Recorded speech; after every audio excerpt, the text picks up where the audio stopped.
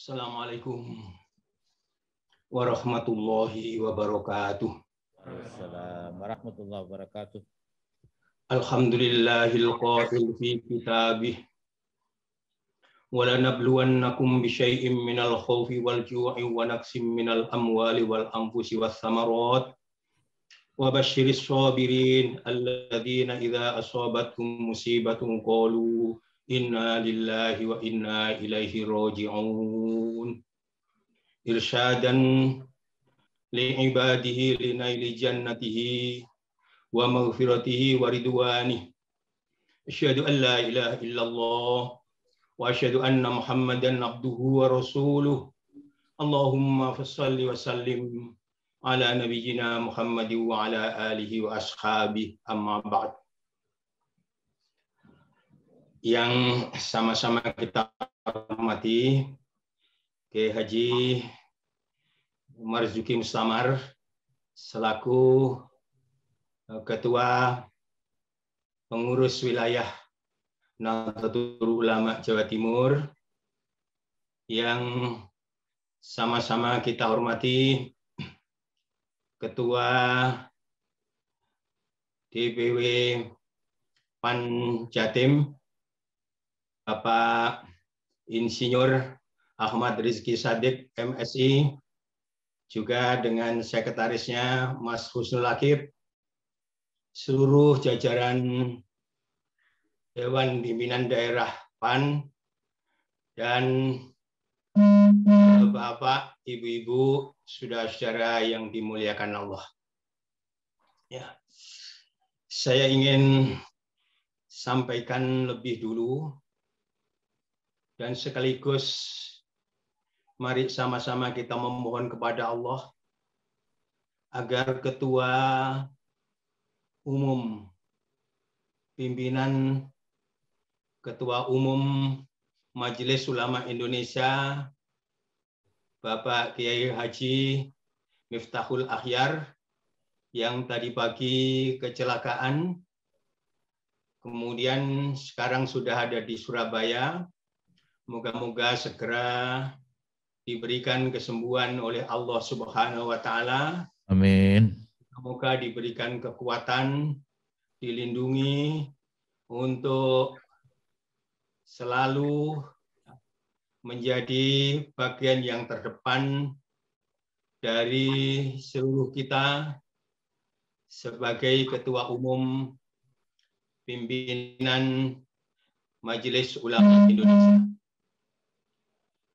Yang kedua, saya mengamini seluruh doa dari Kiai Haji Marzuki Mustamar tadi itu, dan moga-moga doa kita semuanya ini benar-benar dikabulkan oleh Allah. Tidak sekedar dikabulkan, moga-moga segera dan segera dikabulkan oleh Allah. Amin. Saya sengaja memulai mukaddimah dengan menyebut salah satu dari ayat-ayat Al-Quran yang ada di surat Al-Baqarah, bahwa Allah menandaskan walana beluwannakum, betul-betul sungguh-sungguh kami akan memberikan cobaan kepada kalian semuanya itu. Ya. Walana beluwannakum bisyai'im minal khauf, dari rasa khawatir, rasa takut, ya. Minal khaufi wal ju', sampai seterusnya itu. Ya, termasuk juga tidak saja kaitannya dengan cobaan yang terkait dengan harta benda, tapi juga cobaan yang terkait dengan jiwa. Dan Allah memerintahkan pada nabinya wabasyiris sabirin, maka berikanlah sabar. Berikanlah kabar gembira, wahai Muhammad, pada orang-orang yang sabar. Yaitu orang-orang yang apabila ditimpa oleh musibah, maka orang itu menyatakan pendiriannya, inna lillahi, kami semuanya ini adalah milik Allah. Wa inna ilaihi raji'un. Dan kami semuanya kepadanya akan kembali. Bahkan pada ayat-ayat berikutnya disampaikan bahwa orang yang seperti itu di samping diberikan kabar gembira, dan kabar gembira itu antara lain berupa sholawat Allah kepada mereka yang sabar itu, penghormatan Allah, lalu Allah berikan juga rahmat. Bahkan orang-orang yang sabar itu akan menjadi orang-orang yang berada pada garis petunjuk Allah Subhanahu wa taala. Moga-moga kita diberikan oleh Allah dengan kekuatan kesabaran, dan kesabaran ini harus menjadi bagian dari seluruh gerak kita. Sabar artinya kita berikhtiar, kita kokoh terus berikhtiar, lalu bertawakul kepada Allah sambil berdoa dan tetap tabah. Dan ini adalah bagian yang menurut Nabi ajaba amrul mukminin, kata Nabi. Sangat mengherankan urusannya orang-orang yang beriman itu.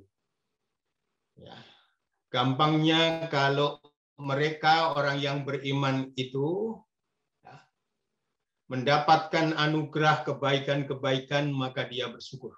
Mereka bersyukur. Kalau kemudian ia mendapatkan yang sebaliknya, ia sabar.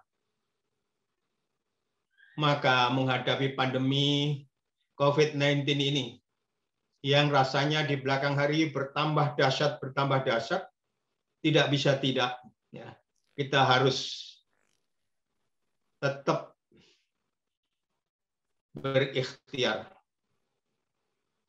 berdoa, lalu bertawakul kepada Allah. Harus tetap kita jaga kesabaran kita itu. Dan yang terjadi sekarang ini mengenai COVID-19 ini, ada 3 hal yang perlu kita renungkan. Yang pertama, ini adalah cobaan. Cobaan. Yang kedua, ini justru adalah rahmat bagi orang-orang yang beriman. Karena sekali lagi, orang yang beriman itu segala yang mengenainya itu pasti baik. Maka inilah rahmat. Apakah kemudian kita akhirnya dipanggil oleh Allah, saudara-saudara kita yang telah mendahului, atau kita sekarang ini yang masih diberikan usia oleh Allah? Maka semuanya itu adalah rahmat. Kita berusaha keras, berikhtiar. Kita berdoa, bermunajat. Kita bertawakul. Itu sekali lagi bagian dari rahmat Allah. Dan ketika kita berusaha seperti itu, kesalahan-kesalahan kita diampuni dan diampuni dan diampuni oleh Allah.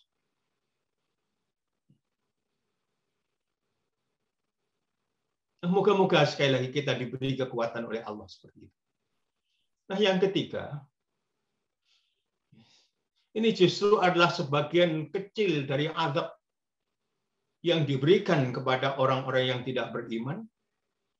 Kita sebut sebagian kecil. Karena nanti di akhirat tentu sekali lagi jauh lebih dahsyat dan lebih dahsyat. Boleh jadi kemudian orang-orang yang tidak beriman mengambil pelajaran tentang ini. Mengambil pelajaran, mengambil ibrah, lalu akhirnya beriman kepada Allah. Cobalah mari kita renungkan. Yang namanya ilmu kedokteran itu begitu berkembang pesat. Para ahli di bidang kesehatan, di bidang kedokteran itu berjuta-juta. Para ilmuwan itu begitu hebatnya. Tapi lalu diberi oleh Allah cobaan yang bernama COVID-19 ini, menghadapi virus COVID-19 ini, sudah sekian lamanya. Masih saja kemudian merajalela di antara kita. Masih mengenai umat manusia.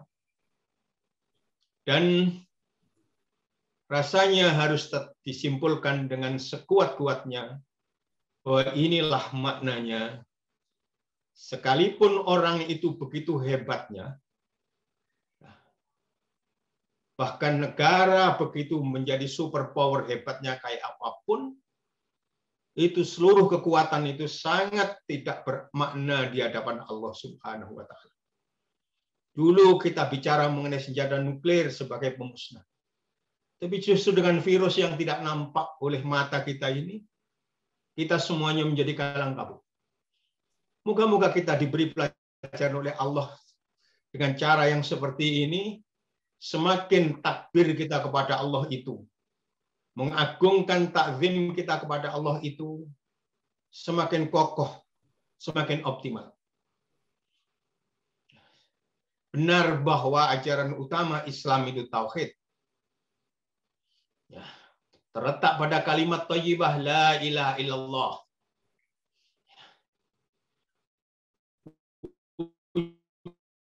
Wujud nyata dari kata tauhid itu ialah ibadah. Sebab ibadah ya, itu dimaknai sebagai tauhid, mentauhidkan Allah, wa ta'zimuhu, dan mengagungkan Allah. Bagaimana mentauhidkan Allah dan mengagungkan Allah itu? Yakni ma'at tadzalluli wal khudu' lah. Yakni dengan merendahkan diri kita serendah-rendahnya. Ma'at tadzalluli. Merendahkan diri kita serendah-rendahnya. Wal khudu' lah. Dan tunduk sepenuh-penuhnya kepada Allah Subhanahu wa Ta'ala. Soal tauhid itu insya Allah kita semuanya ini adalah umat-umat yang tauhid. Tapi mewujudkan dalam konteks hidup, inilah persoalan kita. Dalam konteks ibadah-ibadah kita itu. Karena itu melalui munajat pada malam hari ini, marilah kita mengaku kepada Allah Subhanahu wa Ta'ala dengan tulus bahwa sangat sedikit ibadah kita ini. Demikian pula kualitasnya juga sangat rendah. Karena kalau ibadah kita itu baik, maka berarti kita ini adalah orang-orang yang bertakwa. Kalau kita ini orang-orang yang bertakwa, betul-betul orang-orang yang bertakwa, maka Allah sudah menjanjikan di dalam surat At-Talaq akhir ayat 2 dan awal ayat 3. Wa may yattaqillaha yaj'al lahu makhraja wa yarzuqhu min haitsu la yahtasib. Barang siapa yang takwa kepada Allah, yaj'al lahu makhraja. Allah akan berikan jalan kepada orang tersebut menyelesaikan masalah. Dalam konteks kita terutama sekarang ini menyelesaikan masalah problem virus COVID-19 ini. Wa yarzuqhu min haitsu la yahtasib. Dan Allah akan menganugerahkan rezeki bahkan dari hal-hal yang tidak pernah diperhitungkan.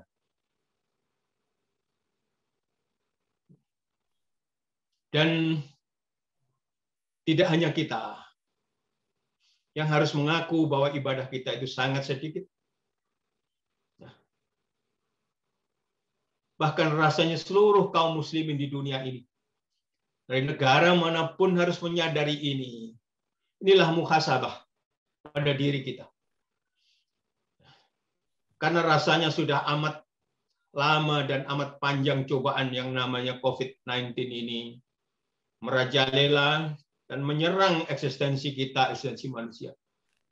Tapi sampai sekarang masih saja kemudian bahkan berkembang dan berkembang bertambah besar. Maka mari kita mengakui fa'tarafna bidzunubina. Mari kita mengakui tentang dosa-dosa kita. Dan mari kita semuanya segera bertaubat kepada Allah.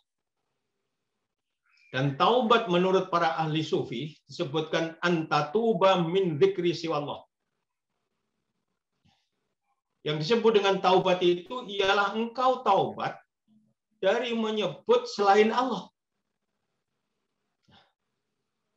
Padahal sekali lagi dalam kehidupan kita itu yang namanya ingat kepada Allah, yang namanya menyebut Allah itu ya pasti hanya sebentar. Ya. Hanya sebentar.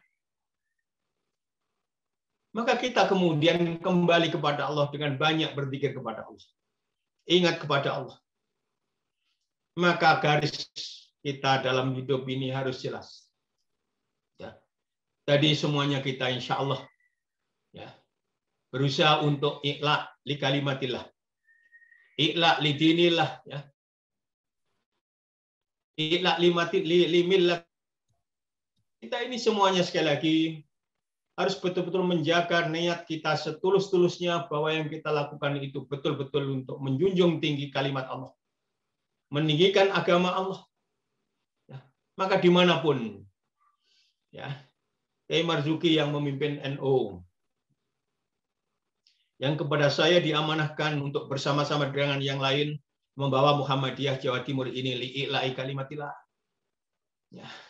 Begitu juga ya, Bapak Ahmad ya, Rizky Sadik tadi itu membawa Partai Amanat Nasional ini memimpin untuk di Jawa Timur ini. Semoga esensi yang digerakkan itu tidak lain dan tidak bukan untuk mendapatkan ridho Allah, limardhotillah, untuk mendapatkan ridho Allah. Kalau itu kita lakukan sekali lagi, maka insya Allah kita dikokohkan ya, dalam pandangan kita tentang kehidupan dunia, kehidupan akhirat. Tapi kalau kita goyah dalam konteks itu, maka kegoyahan kita itu akan semakin menjauhkan kita dari ridho Allah. Moga-moga kita ditolong oleh Allah.